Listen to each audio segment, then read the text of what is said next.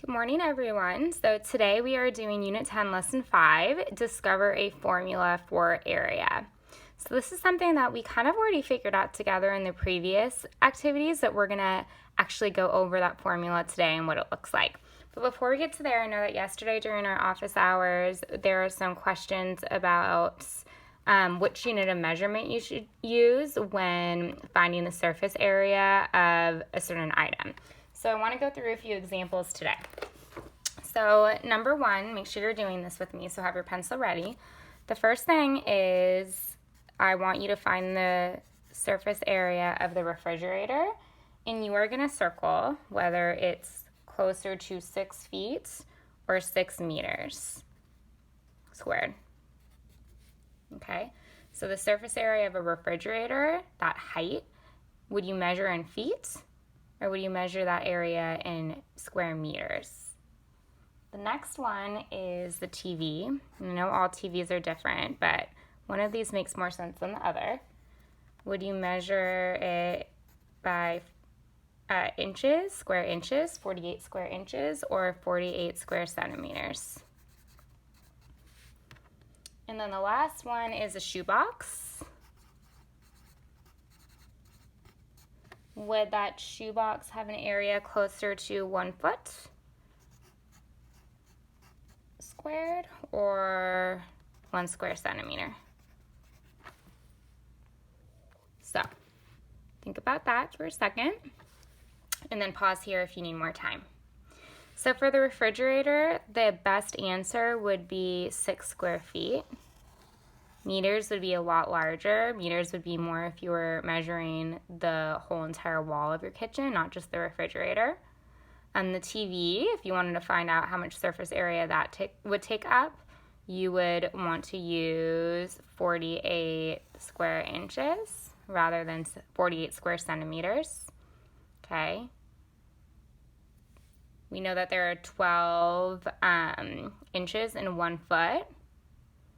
So this would be about 4 feet, which would make more sense than 48 centimeters. Okay.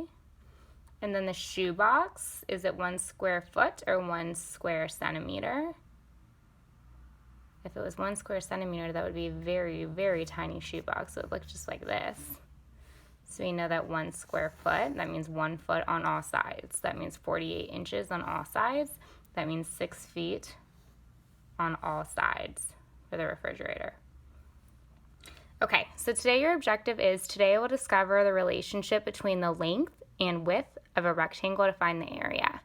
So we already know what the area is. We already know the area is the measurement of the surface of a closed plane shape. But our new words are the length and the width. So if you look down here at our vocabulary, you can see that if this were an object, like if this were the whiteboard in the classroom, the length would be this bottom part, the longer side of the object, and the width would be the shorter side of the object. So if we flipped it around, your length and width can change. So you always have to know that length is the longer side. So you have the length and longer, that double L, to help you remember, and the width is the shorter side. Okay? So you have to make sure that when you look up at an object, you are showing the appropriate length and width. All right? And then we already know what area is. It's this entire surface, and the surface is the uppermost layer of something. Okay, so if you were finding the surface area of the refrigerator, you would be looking at that fridge.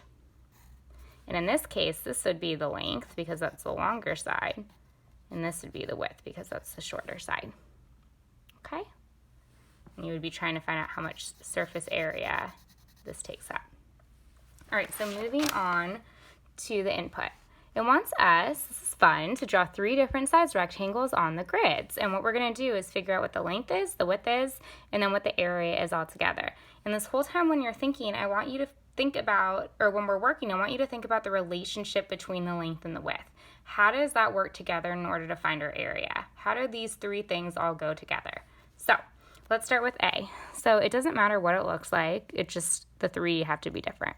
And I don't want to go in between any squares. I just want to go to the entire, I want to fill the entire square, or go to the very edge of it, or rectangle, sorry. So let's see. Yeah, this works. Okay, so there's my rectangle A, and I can see that my length, so remember your length is what's longer. So my longer side would be 1, 2, 3, 4, 5, 6. So this would be my length. My length is 6. And I'm just going to leave it at that for right now. I could say square units, or units squared. I'm gonna figure that out. 6 square units.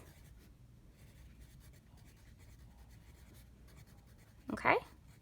And then my width, 1, 2, 3, 4, 5. Here's my width. So my width is 5.